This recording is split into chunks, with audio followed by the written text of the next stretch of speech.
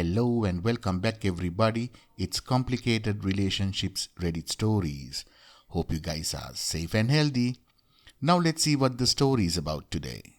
Can you ever make up your mind to trust your wife after she cheated on you with another man? It's time we listen to this story. Also, if you like my stories, please give this video a thumbs up and do subscribe to the channel. My wife and I got married in September 2018 after being together for 3 years. We bought a house together in VA, and after we got back, pooled our remaining money and time to completely redo her old starter home in MD and sold that in early 2019. We both work full-time jobs. I make pretty good money, she makes even better money. My wife, let's call her Katie, decided to pursue an MBA. She had an educational trust that her parents started for her and therefore didn't ask me for any financial assistance. However, because I saw how time-consuming the MBA was on top of her already large professional workload, I took it upon myself to take care of everything related to our still relatively new home, including dealing with contractors, managing all our bills, maintaining the house, and hosting and entertaining her family that insisted on coming over at least 2 weekends every month. Katie told OP that she has been unhappy with their relationship, complaining that he wasn't spending enough time with her and not making her feel wanted.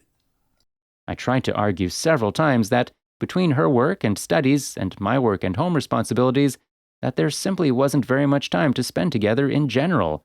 We would frequently not even get to eat dinner until late at night, and I would either need to bring her a meal to her home office, or we would quickly eat together and she would return back to study. I was doing around the house were simply my responsibility as a husband, and that, while she appreciated it, it didn't count towards me trying to maintain or build our relationship. We'd also been arguing a lot about other things, and, combined with the lack of free time, would be intimate maybe once a month.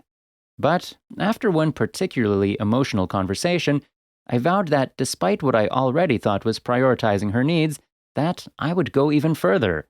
I began to take off work or go in late and leave early, stopped seeing friends, and would even wait until she was occupied with something else to even take a shower. As a result, things seemed to be slightly improving between us. And now they arrive at last Wednesday. As usual, OP was making dinner for them. We have a tablet in the kitchen that I primarily use for recipes.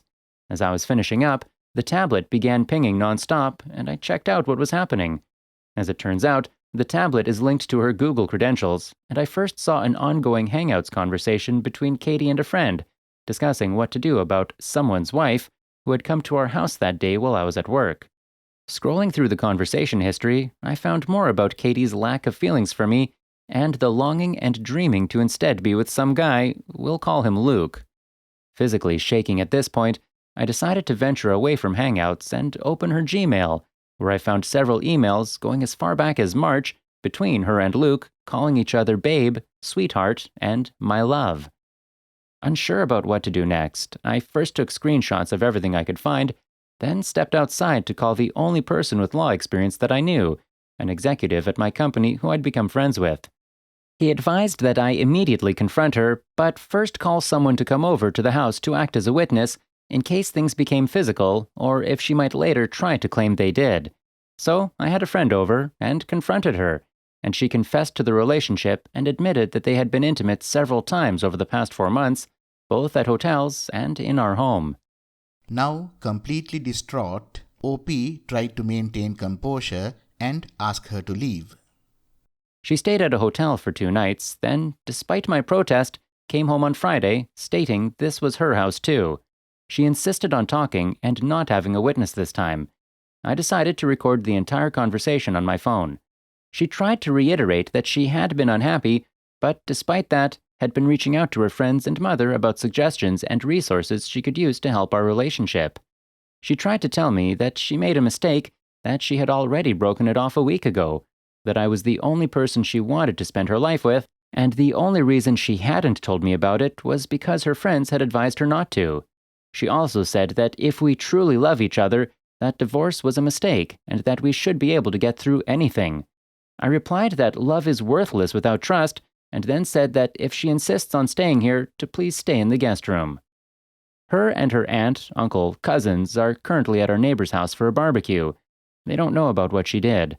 I can't bear to go over there because I don't want to talk to or even look at Katie, much less pretend in front of a bunch of people that nothing happened. 90% of me wants to get a divorce, but despite her feelings, I was very happy with the life we were building. We had even been talking about being pregnant by this time next year. But no matter what I decide to do, I know I don't want to make that decision without getting more information about what I can do, what might end up happening if we proceed, and I definitely want to talk to a few VA lawyers to protect myself. Edit. Apparently, the other guy's wife, who shares 4 kids with him, hired a PI and caught him, and that's why she came to our house, to either confront my wife or to tell me. So, whether or not she actually broke it off because she felt bad, I'm pretty sure it's over. I suppose if she is still with him, that would only strengthen my legal case. She did cry a bunch and tell me how sorry she was and that she never meant to hurt me, but she's adamant that if I had made the same mistake, that she would have wanted to work through it. As far as being genuinely remorseful, I've seen the emails she sent to her mom and friends about advice and resources. But even if the remorse is genuine, I just can't even bring myself to look at her right now. Well, OP, let me tell you this. No relationship survives infidelity, no matter how much they say they love each other. Now, here is the problem. Even if this seems salvageable, even if you still really love her, will you ever really trust her again? What happens when she starts having meetings out of town, having to work long hours, or even taking up a hobby outside the house? Every time she leaves, you'll be thinking, I bet she's with another man right now. Once you lose the trust, you almost never get it back. Even if you really want to save your marriage, it will be really tough. The almost likely outcome by staying together would be the long lingering demise of your relationship. Do not give her a second chance. Not only did she mess up her life by cheating, she is trying to blame you for it. She asked help from her mom and friends, and I'm pretty sure none of the advice they gave was to try cheating. Her breaking it off with him a week ago doesn't make her any less than a cheater. Maybe she does love you, but not enough. Not enough to be loyal to you. Maybe you do love her and will find it in you to forgive her, but can you ever really completely trust her? No. The answer is always no. You cannot come back from this. Trust me. Go ahead with getting a good lawyer. You have enough evidence with screenshots of the emails, eyewitnesses to the confrontation, and whatever you recorded. Listen to your lawyer and do exactly what he tells you to do, even though you may feel bad for your wife. So, try to get the divorce and move on ASAP. Good luck to you. End of the first story. We have another story coming up next, but before that, if you're enjoying the video so far, please give us a thumbs up and do subscribe to the channel. The second story is titled, She Really Thought She Could Get Me to Raise Another Man's Child. I don't really have a lot of people in my life right now, but I hope that you all can enjoy this small victory with me. My ex and I were together for 4 years. I was actually out shopping for an engagement ring the day I found out she'd been cheating on me. Turns out she'd been with the guy for 6 months and he had just found out about me around the time I found out about him. He gave her an ultimatum and she chose him. I was devastated, but there is no way I can be with her after what I heard. So I spent the next month and change taking extra shifts and increasing my gym time to try and get my mind off of her. Blocked her and her family as they are awful people anyway. Things were quiet until I got a text from an unknown number. It's my ex saying she is pregnant and that I'm the father. I don't believe her, but better safe than sorry for my potential child's sake. So I offered to get a paternity test done. She refuses, stating that he and I were the only men she'd been with for years, and he had already tested negative, so it had to be mine. I keep insisting that we get the test done, and after a lot of back and forth, and she says she will schedule one, and that we should meet up beforehand and then head to the clinic. Well, OP agrees because she finally accepted getting the paternity test done. So we meet up at a coffee shop near the clinic. I am expecting a talk about what the next steps are if I end up being the father. Instead, she tries to turn the conversation into a talk about the good old days when we were together and a bunch of romantic stories.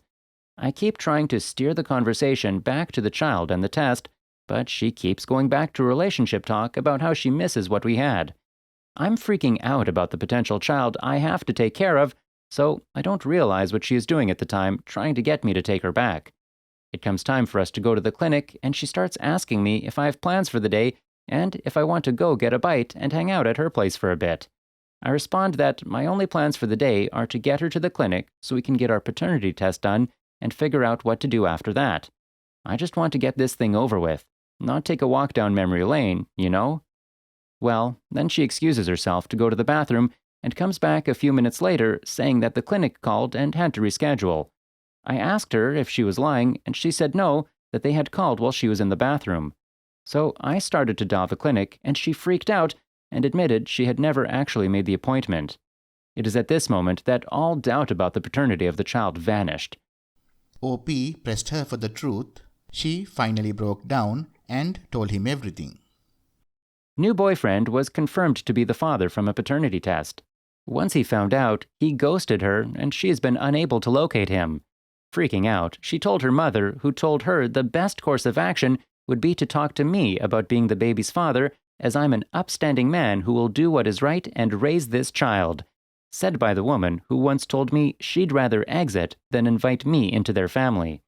So anyway, after getting the truth, or at least some of it, out of her I got up and left without another word. Got home and have been on the receiving end of hundreds of messages from my ex, her family, and her friends, all making new accounts to message me to beg me to take her back, calling me a dirtbag for abandoning her, and one guy who just keeps sending me pics of his privates, which I find absolutely hilarious. Thank you to anyone who made it through my rambling and retelling of these events. Honestly, walking away from her and finally realizing I'm better off without her has been such a freeing feeling, and I hope I can hold on to that feeling for a while because I needed this. Well guys, what I found absolutely ridiculous was when OP mentioned her family calling him a bad person for leaving her. What I want to ask is, like what?